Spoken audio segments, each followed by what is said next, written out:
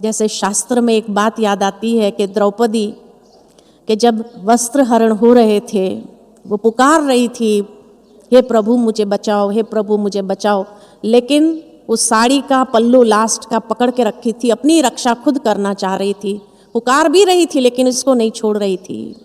तो साड़ियाँ ऊपर तक आती थी, नीचे नहीं आ रही थी।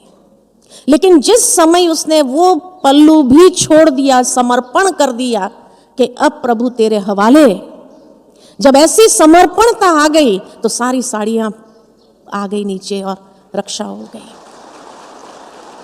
बाबा के वरदान भी यहाँ तक आ रहे हैं हमारे ऊपर, लेकिन क्योंकि अभी तक नष्टो मोहा नहीं बने, इसलिए वो वरदान अनुभव नहीं हो रहे हैं। वो वरदान यहाँ तक है, नीचे नहीं आ रहे हैं। संघर्ष करना पड़ रहा है मुझे। क्यों संघर्ष करना पड़ रहा है?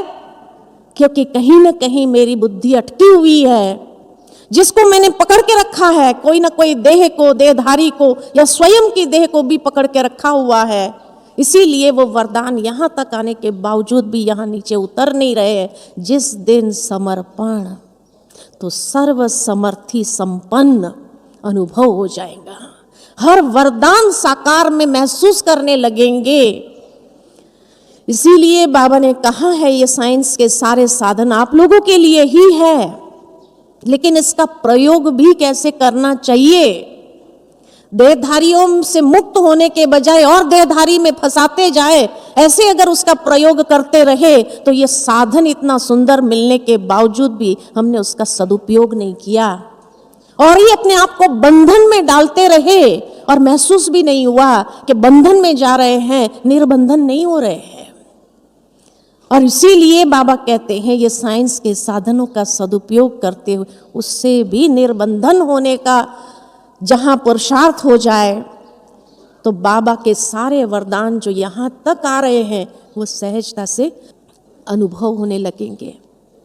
विजय का वरदान, सर्वसमर्थियों का वरदान, जो बाबा ने हमें जिम्मेवारी का ताज दिया है, उस ताज को भी हम सहजता से उस जिम्मेवारी को निभा सकेंगे। जिस तरह से बाबा चाहते हैं उस तरीके से हम निभा सकते हैं। तो अब इसको प्रैक्टिकल अनुभव करो। तो कल अमृत वेले से जिस प्रकार मुरली तक तो याद की स्थिति बहुत अच्छी रहती है, उसके बाद सारे सेल्फी खींचने के चक्कर में वो अवस्था स्थूल में आ जाती है, और स्थूल में आ गई तो कोई अनुभव नहीं कर पाएंगे। सारा दिन वरदानों का अनुभव करो। खाली 8 बजे तक का वरदान का समय है ये बाबा ने नहीं कहा है। सारा दिन उसका अनुभव करो, और जितना उसको अनुभव करेंगे उतना जो बाबा ने हम बच्चों को समर्थी दी है एक एक चीज की, विश्व कल्याण की, स्तंभ बनने की, लाइट हाउस माइट हाउस बनने की, उसको बहुत सहज आप प्रैक्टिकल अनुभव करेंगे और दूसरों को भी अनुभव कराने के निमित्त बन जाएंगे। तो इसीलिए स्नेह में समाये रहो सारा दिन, और शाम को कैसा बाबा के आवाहन में तो बैठते हैं, लेकिन कल अनुभव ये होगा कि बाबा मेरा वतन में आवाहन कर रहा है, और वतनवासी बन करके अव्यक्त स्थिति में स्थित होकर के अव्यक्त वतन में अव्यक्त बाप दादा से अव्यक्त मिलन के अभ्यासी बन जाएंगे। क्योंकि अब यही प्रमोशन का समय आया है। अब यहाँ से ही प्रमोशन होने वाली है।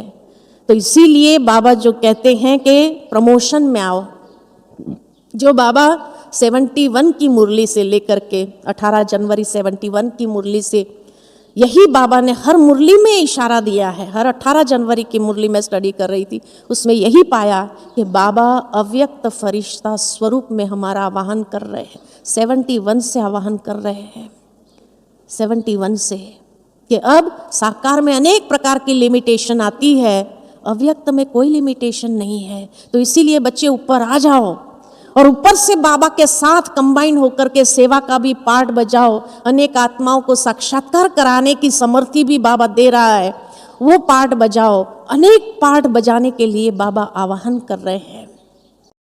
शिव बाबा की श्रीमत है, बच्चे मन वचन कर्म से सेवा करो।